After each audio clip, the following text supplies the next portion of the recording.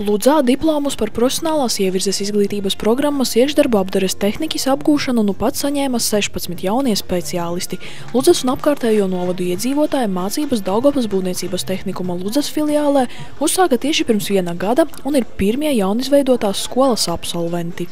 Šodien ir ļoti labs amats rokā, 3. kvalifikācijas līmenis. Šī kvalifikācija pirmkārt vajadzīga pašā Ludzā iestādēs, bet būtībā tas ir starptautisks Eiropas Savienības mēroga diploms, kur viņi prot strādāt ar kvalitatīviem materiāliem, un viņiem ir ceļš atvērts arī visā Latvijas teritorijā. Nav jābrauc uz ārzemēm. Lai cik bija grūts tas ceļš, bet mēs bijām pārliecināti, ka mums izdosies, jo šeit strādā ļoti atbildīgi cilvēki. Arī absolventi novērtē pedagogu kompetenci un ir pārliecināti. Jaunās zināšanas un praktiskās iemaņas noteikti noderēs arī turpmāk, gan ikdienā mājās, gan strādājot Ludzas novada un citos Latgales reģiona būvniecības uzņēmumos. Jo īpaši tāpēc, ka pieprasījums pēc darbiniekiem būvniecības nozarē strauji pieaug. Darba pieredze man ir diezgan liela, un teorijas prasmes un prakse man daudz ko devuši tajā skolā.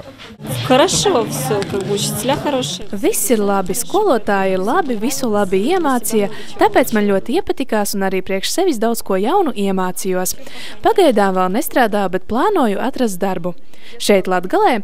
Jā, šeit Latgalē. Tepat šeit Ludzas apsaimniekotā laikam piedāvāts, ka labi mācījies, tur mēs praksi gājām. Un ņemot vērā, ka tur darba ir ļoti daudz, es arī ceru ļoti, ka viņu darbs nesīs tos augļus, kas vajadzīgi mūsu pašu cilvēkiem pilsētā. Iekšdarba apdares tehniku profesiju Auzēkņi apguva Eiropas Savienības jauniešu garantijas programmas ietvaros. Visi kā viens atzīstot, iegūtā kvalifikācija nākotnē jāpapildina arī ar augstāko izglītību.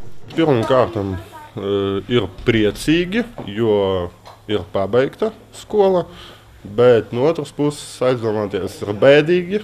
Un es ceru, ka būs kaut kādas jaunas programmas, uz kurām var iet mācīties. Pie visiem skolotājiem, pie klases biedriem pierasts un kaut kādiem skolām atvadīties no tā negribas. Gribas palikt vēl mācīties. Daugavpils būvniecības tehnikuma vadība jau šī gada septembrī Ludzas filiālē plāno uzsākt vairāku jaunu mācību programmu īstenošanu, cerot piesaistīt reģionam arvien kuplāku skaitu jauniešu, bet absolventiem vēlot izdošanos un spēju katrā darbā ieguldīt prieku un gandarījumu par paveikto.